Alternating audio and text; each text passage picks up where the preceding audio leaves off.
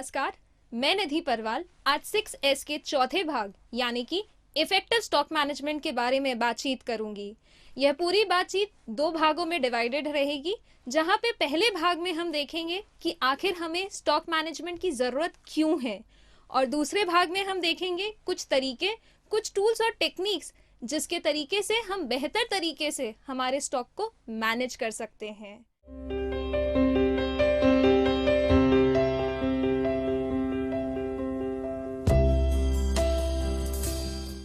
किसी भी retail business में स्टॉक बहुत अहम भूमिका निभाता है। इसी के कारण काफी सारे बिजनेसेस सक्सेसफुल हुए हैं और कुछ बंद होने की कगार पे हैं। किसी भी रिटेल बिजनेस का अल्टीमेट उद्देश्य होता है उसके स्टॉक को बेचना, फिर चाहे वह ऑर्गेनाइज्ड, अनऑर्गेनाइज्ड या फिर ऑनलाइन रिटेल में हो। आज हम देखेंगे कि एज रिटेल व्यापारी हमारा पूरा ध्यान होता है सेल के ऊपर, जबकि हमें स्टॉक मैनेजमेंट पे भी प्रभावशाली तरीके से फोकस करना चाहिए, क्योंकि ज़रूरत से ज़्यादा स्टॉक रखना हमारे लिए नुकसानदायक हो सकता है और वो हमारे ओवरऑल प्रॉफिट को कम कर सकता है, और ज़रूरत से कम स्टॉक रखना भी हमारे लिए एक बहुत बड़ी भूल साबित हो सकती है। इसी चीज़ को मैं एक एग्जाम्पल के थ्रू समझाना चाहूँगी, जहाँ पे अगर किसी रिटेल स्टोर की मंथली सेल आती है 10 लाख रुपए, और अगर वो 10 लाख से ऊपर का स्टॉक रखते हैं तो क्या होता है।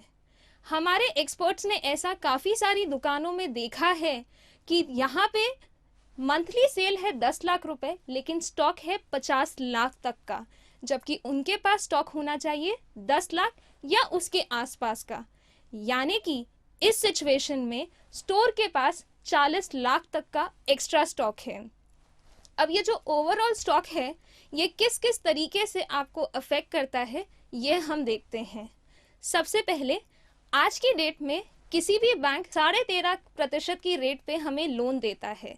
ये 13.5% के लोन के बाद कुछ 1.5% मिसलेनियस चार्जेस होते हैं, यानी कि हमारा पूरा लोन आता है 15% पे, जिससे अगर हम आगे कैलकुलेट करें तो प्रति महीना 1.25% का रेट आता है। अब अगर हम देखें तो एक 40 लाख पे एक ओनर 50,000 रुपये हर महीना देता है सिर्फ इंटरेस्ट का। दूसरा, हमारे को ये स्टॉक रखने के लिए ज़्यादा जगह की ज़रूरत पड़ेगी। यह जगह अगर हमारी खुद की प्रॉपर्टी है तो वह उसका हम सही ढंग से इस्तेमाल नहीं कर पा रहे हैं, और अगर हमारी रेंट की प्रॉपर्टी है तो हम एक्स्ट्रा रेंट दे रहे हैं। ये इतना सारा स्टॉक हमारे स्टोर को एक गोडाउन का लुक देता है, जहाँ पे कस्टमर को आना अच्छा नहीं लगता है। उसे ऐसा लगता है कि ये सारा स्टॉक उसके लिए नहीं है, जिसके कारण हमने यही भी देखा है कि जो परचेज पावर रखने वाले लोग हैं, जो हाई परचेजिंग पावर वाले कस्टमर है, जो हर रिटेल स्टोर चाहता है कि उनके पास आए, वो उनके पास नहीं आते हैं। इसके अलावा हमें एक्स्ट्रा मैन पावर यानी कि स्टाफ भी रखना पड़ेगा इतने स्टॉक को मैनेज करने के लिए। कुछ administrative cost, electricity, property tax भी एक्स्ट्रा हमें चुकाना पड़ेगा। इन सब के साथ इतना स्टॉक रखने पे हमारा डेड और डैमेज स्टॉक भी बढ़ता जाएगा, क्योंकि इतना स्टॉक रख पाना मुमकिन नहीं होता है किसी भी रिटेल स्टोर के लिए। दूसरी तरफ अगर हम देखें तो हमारे रिटेल स्टोर की साइज उस दर से नहीं बढ़ रही है जिस दर से हमारी डिमांड्स कस्टमर की बढ़ती जा रही है। आज अगर हम देखें तो कस्टमर की डिमांड्स दिन प्रतिदिन बढ़ती जा रही है। नियमित तौर पर मार्केट में नए नए प्रोडक्ट्स और नए नए ट्रेंड्स आते हैं जो कस्टमर को अपनी तरफ काफ़ी आकर्षित करते हैं। उदाहरण के लिए, आज से कुछ 20 साल पहले सिर्फ 2 ही कंपनी के शैम्पू आते थे, लेकिन आज तकरीबन 25 से अधिक ऐसी कंपनियां हैं जिनके शैम्पू आते हैं।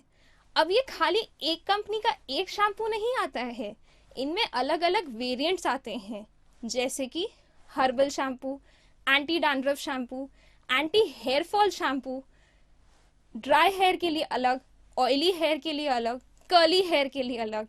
अब ये सारे वेरिएंट्स अलग अलग पैकेजिंग में आते हैं, अलग अलग साइज की बॉटल्स में आते हैं।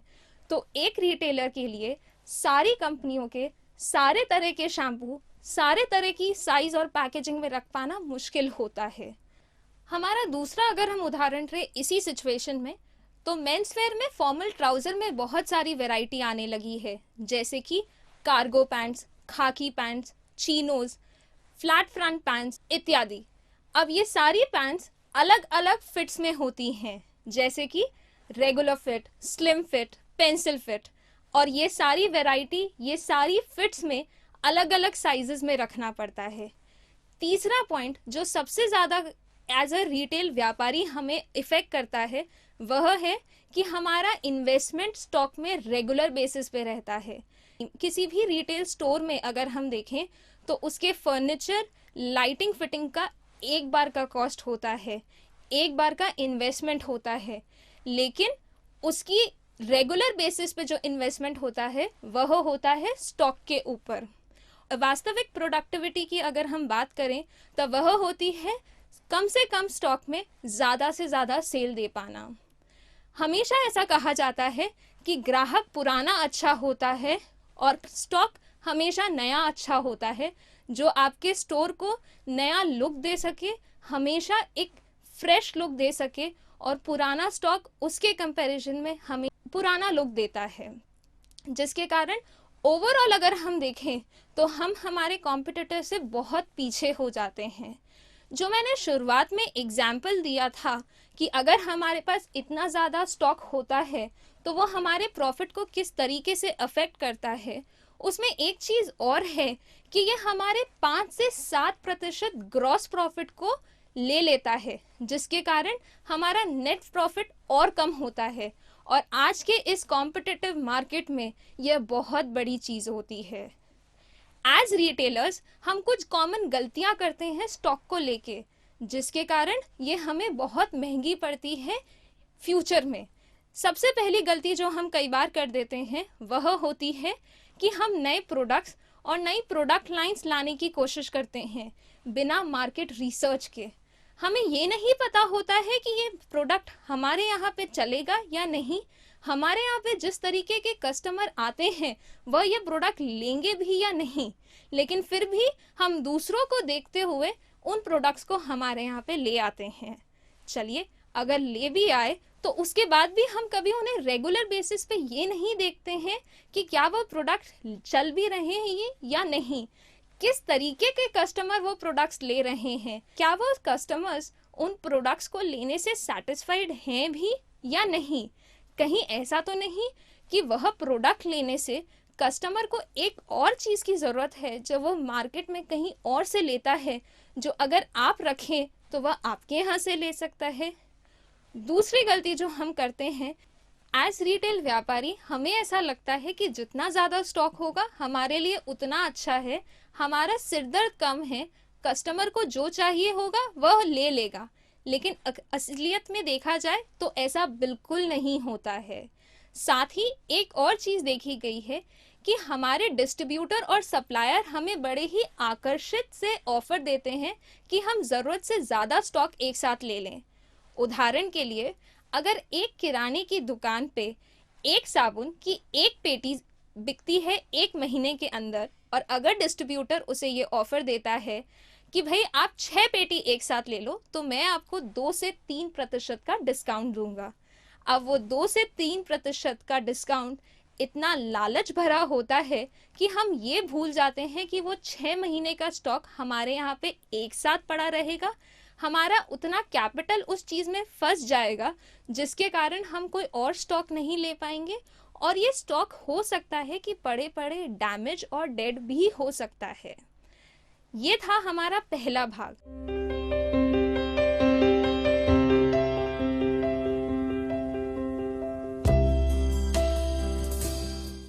अब हम बात करते हैं हमारे दूसरे भाग पे, जहाँ पे हम कुछ तरीके और कुछ टूल्स और टेक्निक्स देखेंगे जिससे हम हमारे स्टॉक को बेहतर तरीके से मैनेज कर सकते हैं। जिसमें सबसे पहला आता है कि हमारे प्रोडक्ट की, हमारे स्टॉक की एक्चुअल कॉस्ट क्या होती है। अब ये सुनने में शायद बहुत अजीब लगेगा, क्योंकि आज तक हम वही कॉस्ट मानते हैं जिस पे हमारे सप्लायर या डिस्ट्रीब्यूटर ने हमें बिल दिया है। जबकि हकीकत में देखा जाए तो बहुत सी ऐसी चीज़ें होती हैं जो इसके साथ जुड़ी होती हैं, जैसे कि acquisition cost, procurement cost, carrying cost, out of stock cost और श्रिंकेज कॉस्ट। ये सारी कॉस्ट को हम एक एक करके देखें तो हमें पता चलेगा कि हमारी कॉस्ट वह नहीं है जिस पे हमें सप्लायर ने माल दिया है, बल्कि उससे ज़्यादा है। जैसे कि acquisition cost, as a retailer व्यापारी हमारी जो सैलरी होती है, हमने जितना टाइम और एफर्ट लिया है वह प्रोडक्ट को लाने के लिए, उसकी कॉस्ट। दूसरा, प्रोक्योरमेंट कॉस्ट, यानी कि जिस पे हमारे डिस्ट्रीब्यूटर या सप्लायर ने हमें वह बिल किया है। तीसरा, कैरिंग कॉस्ट, उस इन्वेंट्री, उस स्टॉक को होल्ड और कैरी करने की कॉस्ट। जो चौथा पॉइंट है हमारा, आउट ऑफ स्टॉक, यानी कि जब स्टॉक हमारी दुकान पे खत्म हो गया और दूसरा स्टॉक आने तक अगर इस बीच में कोई भी कस्टमर आता है तो वह कस्टमर को हम उसकी डिमांड को नहीं फुलफिल कर पाते हैं। यह हमारी बहुत बड़ी कॉस्ट होती है। और पांचवी और आखिरी कॉस्ट है श्रिंकेज कॉस्ट। जैसा कि मैंने कहा कि रिकॉर्डेड वैल्यू, यानी कि हमारी जो रिकॉर्डेड इन्वेंट्री है, जो हमने सोचा था कि हमारे पास आई है, और एक्चुअल इन्वेंट्री के बीच का डिफरेंस होता है। ये कई कारणों से हो सकता है, जैसे कि ट्रांसपोर्टेशन के बीच में डैमेज हो गया, आपकी और हमारी दुकान में डैमेज हो गया।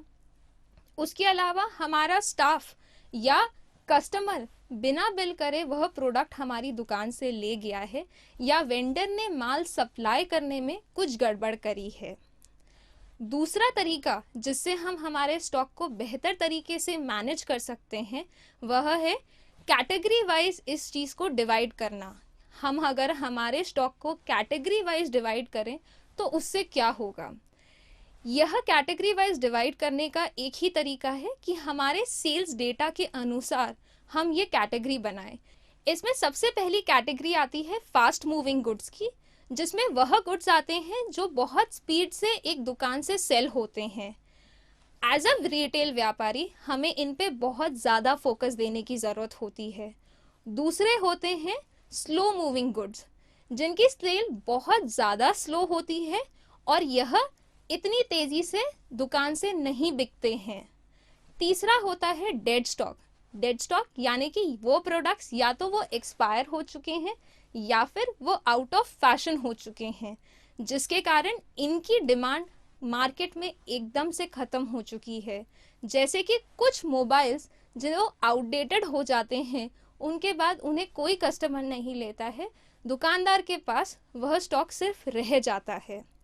चौथी कैटेगरी होती है डैमेज स्टॉक की, जिसमें वह गुड्स आते हैं जो या तो थोड़े बहुत जिनकी पैकेजिंग फट चुकी है, या कस्टमर को ऐसा लगता है कि ये पुराना माल है, या प्रोडक्ट के ऊपर कोई दाग धब्बा लग गया है। इन चारों कैटेगरीज में अगर हम हमारे प्रोडक्ट्स को डालें तो हमें यह समझ पड़ेगा कि किस तरह के प्रोडक्ट्स चल रहे हैं, क्या ट्रेंड है मार्केट में, और हमें किस तरह से आगे चलना चाहिए। यह कैटेगरी बिजनेस टू बिजनेस अलग होती है। उदाहरण के तौर पे किसी किराने की दुकान पे अगर हफ्ते में एक बार भी कोई माल नहीं बिकता है तो वह स्लो मूविंग कैटेगरी में चला जाता है, जबकि एक कपड़े की दुकान में अगर वो माल 2 महीने तक ना बिके तब जाके वह स्लो मूविंग कैटेगरी में जाता है। हम डेड स्टॉक में वह गुड्स नहीं गिन सकते हैं जो कि सीजनल होते हैं, जैसे कि बरसात में चलने वाला छाता या रेनकोट, दिवाली के टाइम पे चलने वाले दिए या लाइटिंग, होली के टाइम पे चलने वाले कलर्स। ये सब कुछ सीजनल प्रोडक्ट्स हैं। इनके सीजन के जाने के बाद हम यह नहीं कह सकते हैं कि ये डेड स्टॉक हो गए हैं, क्योंकि अब ये बिक नहीं रहे हैं, उनका सीजन चला गया है। तो यह सब बातें ध्यान रखना बहुत ज़रूरी होता है। तीसरा कॉन्सेप्ट होता है इन्वेंट्री एजिंग का, जहाँ पे हम ये देखते हैं कि जिस तरह से मनुष्य की एक जीने की आयु होती है इस संसार में, उसी तरह से एक स्टॉक की भी आयु होती है हमारे स्टोर में। ऐसा नहीं हो सकता है कि स्टॉक एक लिमिटेड टाइम के बाद भी पड़ा रहे और वो कस्टमर खरीदेगा। यह सब कुछ हमारे स्टोर को पुराना और अव्यवस्थित लुक देता है, उदाहरण के लिए अगर हम किसी प्लास्टिक की दुकान का एग्जाम्पल लेते हैं तो वहाँ पे कुछ डब्बे अगर हम देखते हैं जो कि दिखने में बड़े भद्दे हैं, उन पे स्क्रैच लगे हुए हैं, उनके कलर बड़े डल हो चुके हैं, तो क्या हम एज अ कस्टमर वह प्रोडक्ट कभी खरीदेंगे? नहीं। तब फिर हम कैसे एक्सपेक्ट करते हैं कि हमारी दुकान पे आने वाला कस्टमर ऐसी कुछ चीज़ें खरीदेगा? चौथा कंसेप्ट है या चौथा जो तरीका है जिससे हम हमारे स्टॉक को बेहतर तरीके से मैनेज कर सकते हैं, वह है 80-20 का रूल, जिसमें ऐसा कहा जाता है कि हमारी दुकान के 20% प्रोडक्ट्स ही 80% सेल या प्रॉफिट में योगदान देते हैं और बाकी के बचे हुए 80% गुड्स और प्रोडक्ट्स मिलके हमारी 20% सेल और प्रॉफिट का योगदान बनते हैं। यह बहुत ज़रूरी है कि हम वह 20% प्रोडक्ट्स पे हमेशा ध्यान दें कि ये हमारे स्टॉक में हर वक्त अवेलेबल होने चाहिए। इनकी अवेलेबिलिटी के साथ हम किसी प्रकार का कोई भी समझौता नहीं कर सकते हैं और बाकी के बचे हुए 80% प्रोडक्ट्स पे हमें तुलनात्मक तौर पर कम से कम इन्वेस्टमेंट करना चाहिए। ये ज़रूरी नहीं है कि ये एनालिसिस हम सिर्फ कंप्यूटर की सेल्स के बेसिस पे ही कर सकते हैं, क्योंकि आज भी ऐसी बहुत सारी रिटेल की दुकानें हैं जहाँ पे कंप्यूटर के सिस्टम नहीं है। यह तब भी पॉसिबल है जहाँ हमें as a retail owner, as a retail व्यापारी, हमें यह पता चलेगा कि हमें कहाँ कितना इन्वेस्ट करना है, किस तरीके के स्टॉक में। पांचवा कॉन्सेप्ट या पांचवा तरीका है ABC एनालिसिस, जहाँ पे हम हमारे प्रोडक्ट्स को, हमारे स्टॉक को उनकी वैल्यू के आधार पर, उनके मूल्य के आधार पर उन्हें अलग अलग कैटेगरी में डिवाइड करते हैं। सबसे पहली कैटेगरी जो कि कैटेगरी A है, उसमें सबसे ज़्यादा महंगे प्रोडक्ट्स आते हैं। उच्च वैल्यू के जब प्रोडक्ट्स आते हैं तो उन पे सबसे ज़्यादा कंट्रोल चाहिए रहता है। कैटेगरी बी में मिड वैल्यू के गुड्स आते हैं जिन पे मीडियम कंट्रोल रहता है और कैटेगरी सी में वह प्रोडक्ट्स आते हैं जहाँ पे सबसे कम वैल्यू के वो प्रोडक्ट्स हैं, तो उन पे हमारा ध्यान एज अ रिटेल व्यापारी भी कम होना चाहिए। ये कैटेगरी में डिवाइड करने पे हमें यह समझ पड़ता है कि सारे प्रोडक्ट्स एक वैल्यू के नहीं होते हैं। इसके लिए हमारा ध्यान भी सारी कैटेगरीज, सारे प्रोडक्ट्स पे एक जैसा नहीं होना चाहिए। इस चीज को बेहतर तरीके से समझने के लिए हम एक उदाहरण लेते हैं जहाँ पे एक किराने की दुकान पे 5000 से 7000 SKUs होते हैं। अब अगर हमारे पास कंप्यूटर सिस्टम नहीं है तो हमें ये देख पाना कि हमारा कहाँ कितना इन्वेस्टमेंट है, ये बहुत मुश्किल होता है। इसके लिए जो ज़्यादा प्राइस के प्रोडक्ट्स हैं, अगर उनकी क्वांटिटी थोड़ी सी भी बढ़ गई तो हमारा इन्वेस्टमेंट बढ़ जाता है, जबकि उसी के अगेंस्ट अगर हम देखें जहाँ पे हमारी लो वैल्यू के प्रोडक्ट्स अगर थोड़े से बढ़ भी गए तो हमारे इन्वेस्टमेंट को इतना कुछ नहीं फर्क पड़ेगा। इसके लिए यह एनालिसिस हमारे जैसे रिटेल व्यापारियों के लिए बहुत ज़रूरी साबित होता है। छठा कॉन्सेप्ट है फोरकास्टिंग का। एज अ रिटेल ओनर्स हमारे को बहुत ज़रूरत पड़ती है कि हम पूर्वानुमान लगा सकें कि हमें किस तरह का स्टॉक आने वाले समय में बेचने की ज़रूरत पड़ेगी। यह हम कई बार हमारे अनुमान के अनुसार लगाते हैं कि हमें ऐसा लगता है कि ये स्टॉक बिकेगा, जबकि असलियत में काफ़ी बार ऐसा देखा गया है कि हमारा अनुमान गलत साबित होता है, जिसकी हमें बहुत भारी कीमत चुकानी पड़ती है। इसी के लिए ऐसा कहा जाता है कि हमें हमारे पुराने सेल्स डेटा को देखते हुए, हमारे पुराने ट्रेंड्स को देखते हुए नए स्टॉक का ऑर्डर देना चाहिए। यह बहुत ज़रूरी है कि हम मार्केट कंडीशंस, हमारे आसपास की इकोनॉमिक कंडीशंस को भी देख सकें और उस हिसाब से हमारे स्टॉक का ऑर्डर दें। अब अगर हम देखें कि किसी मंदी के सीज़न में हमने ये देखा कि पिछली बार हमारा स्टॉक बहुत अच्छा बिका था तो हमने ऑर्डर दे दिया, पर अगर मार्केट में ही मंदी है तो हमारा स्टॉक कभी नहीं बिकेगा। और उसी का विपरीत, अगर तेज़ी के मार्केट में अगर हमने उतना स्टॉक नहीं मंगवाया जितना बिक सकता था, तो वह भी हमारे लिए नुकसानदायक स्थिति है। इसी के लिए बहुत ज़रूरी है कि हम अपने आप के सेल्स डेटा को एनालाइज कर सकें और साथ ही साथ हमारे आसपास के वातावरण को भी एनालाइज कर सकें। एक और कॉन्सेप्ट जो मैं आपके साथ शेयर करना चाहूँगी वह है मिनिमम और मैक्सिमम स्टॉक लेवल का। ये कॉन्सेप्ट हमारे लिए बहुत ज़्यादा हेल्पफुल साबित होता है, जहाँ पे हमें यह पता चलता है कि किसी भी सिचुएशन में, किसी भी परिस्थिति में हमारा स्टॉक कितने लेवल के नीचे जाएगा तभी हम स्टॉक ऑर्डर देंगे और कितना स्टॉक मैक्सिमम सिचुएशन में हम ऑर्डर दे सकते हैं। हर प्रोडक्ट की अगर हम न्यूनतम और अधिकतम क्वांटिटी डिसाइड कर लें तो सोचिए हमारे लिए कितना आसान हो जाएगा। अगर हम उदाहरण लें कि एक प्रोडक्ट की क्वांटिटी अगर 30 के नीचे जाती है तभी हम ऑर्डर देंगे, तो चाहे डिस्ट्रीब्यूटर या सप्लायर आके हमें कितना भी आकर्षित प्रपोजल दे, हम उसके झांसे में नहीं आएंगे। दूसरी तरफ अगर हमारा मैक्सिमम स्टॉक डिसाइडेड है कि हमें अगर इन्वेंट्री जितनी भी रखनी है उसमें 15 दिन, 20 दिन, 25 दिन का इतना ही स्टॉक चाहिए, तो मैक्सिमम क्वांटिटी भी हमारी डिसाइडेड रहेगी और हम सारी रेंज पे एक प्रॉपर इन्वेस्टमेंट कर पाएंगे। इसको देखते वक्त यह भी देखा जाता है कि हमारा लीड टाइम कितना है, यानी कि अगर आज हमने स्टॉक को ऑर्डर दिया है तो हमारे पास वह माल कब आएगा सप्लायर या वेंडर के पास से। यह कई सिचुएशंस में 1 दिन, 7 दिन, 10 दिन, 20 दिन, 1 महीने तक जाता है। इसी के आधार पे हमारा मैक्सिमम और मिनिमम लेवल का स्टॉक डिसाइड होता है। यह बहुत ज़रूरी होता है हमारी फोरकास्टिंग या पूर्वानुमान लगाते वक्त भी। एक और कॉन्सेप्ट आता है जहाँ पे हमें ये देखा जाता है कि ओवरऑल हमारे स्टॉक को कम करने के लिए क्या क्या करना चाहिए। सबसे पहली चीज़ जो हम कर सकते हैं वह है कि हम फ्रीक्वेंट बेसिस पे खरीदारी करें, ना कि ये कि एक साथ 6 महीने या साल भर का स्टॉक खरीद लिया है। अगर हम ऐसा करेंगे तो हमें एक और फ़ायदा होगा कि हमारा इन्वेस्टमेंट बहुत बड़ा एक साथ नहीं जाएगा और कस्टमर को हर बार कुछ ना कुछ नया मिलता रहेगा, जिसके कारण कस्टमर हर बार कुछ ना कुछ नया लेने के लिए हमारे स्टोर में रेगुलर बेसिस पे आएगा। दूसरी चीज़ जो करी जा सकती है वह है कि हमारे जो स्लो मूविंग स्टॉक हैं उनको धीरे धीरे करके हमें हटा देना चाहिए।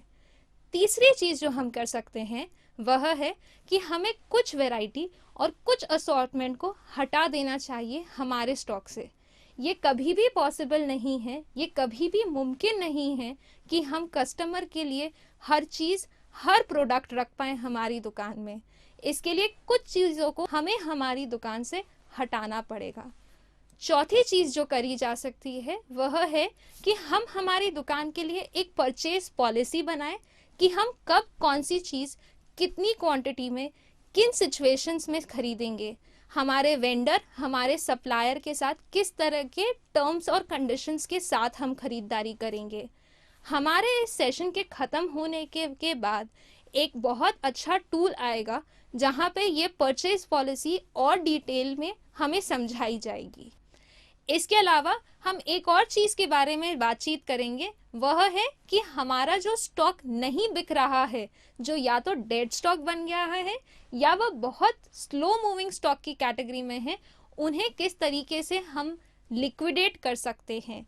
जिसमें सबसे पहली चीज़ हम जो कर सकते हैं वह है कि उसे एक नया लुक दें। अगर प्रोडक्ट नया दिखने लगेगा तो कस्टमर में डेफिनेटली एक चाह पैदा होगी उस प्रोडक्ट को लेने के लिए। दूसरी चीज़ जो हम कर सकते हैं कि कॉम्बो ऑफर बनाएं। एक नए प्रोडक्ट के साथ यह पुराना प्रोडक्ट कॉम्बो ऑफर में कस्टमर को सेल करें। ये बहुत सारे सुपरमार्केट और हाइपर मार्केट भी करते हैं। तीसरी चीज़ जो हम कर सकते हैं कि हम इन प्रोडक्ट्स पे डिस्काउंट दें और कस्टमर को इसकी तरफ अट्रैक्ट करें। चौथी चीज़ जो हम कर सकते हैं वह है कि हम उस प्रोडक्ट की प्लेसमेंट हमारी दुकान में बदल दें। ऐसा काफ़ी बार देखा गया है कि जो फास्ट मूविंग प्रोडक्ट्स है, अगर उन्हीं के पास यह स्लो मूविंग या डेड स्टॉक को रखा जाए तो वह उनकी भी बिक्री चालू हो जाती है। और आखिर में हम जो चीज़ कर सकते हैं वह है कि हम हमारे टॉप कस्टमर्स को, जो हमारे रेगुलर कस्टमर्स हैं, उन्हें ये प्रोडक्ट फ्री में दे सकें। इससे उनकी लॉयल्टी हमारे प्रति बढ़ेगी। कुछ चीज़ें जो बहुत ज़रूरी है हमें ध्यान रखना स्टॉक को खरीदते वक्त, वह है कि हमें वह प्रोडक्ट्स नहीं खरीदने हैं जिसमें मार्जिन बहुत ज़्यादा हो। हमें वह प्रोडक्ट्स खरीदने हैं जिनमें हमारे कस्टमर्स बहुत ज़्यादा इंटरेस्टेड हो और जिनकी डिमांड कस्टमर्स में बहुत ज़्यादा हो। अगर कोई भी प्रोडक्ट हमारी दुकान में पिछले 4 महीनों में नहीं बिक रहा है तो वह हमारे डेड स्टॉक की तरफ बढ़ चुका है। इस चीज़ को एक्सेप्ट करने में कोई तकलीफ नहीं है। हमें कई बार ऐसा लगता है कि यह स्टॉक आज नहीं तो कल, कल नहीं तो परसों बिक जाएगा। हमें सच्चाई को जितनी जल्दी अपना लें कि यह स्टॉक अब नहीं बिकने वाला है, उतना ही अच्छा है। अनटिल एंड अनलेस हम उसके पीछे कुछ एफर्ट डालें या हम कुछ वो स्कीम्स लगाएं जिनकी अभी हमने पिछले 5 मिनट में हमने उसके बारे में बातचीत करी है। कुछ ऐसे फॉर्मूलेज भी होते हैं जिनकी मदद से हम हमारे स्टॉक को बेहतर तरीके से मैनेज कर सकते हैं, जिसमें सबसे पहला फॉर्मूला होता है डे सप्लाई का, जो हमें बताता है कि हमारे अभी के करंट इन्वेंट्री लेवल पे हम कितने दिन की सेल कर पाएंगे। यह हमें इसके लिए भी हेल्पफुल रहता है कि हमें पता चले कि हम कितने स्टॉक के साथ आज की डेट में हमारी सिचुएशन है।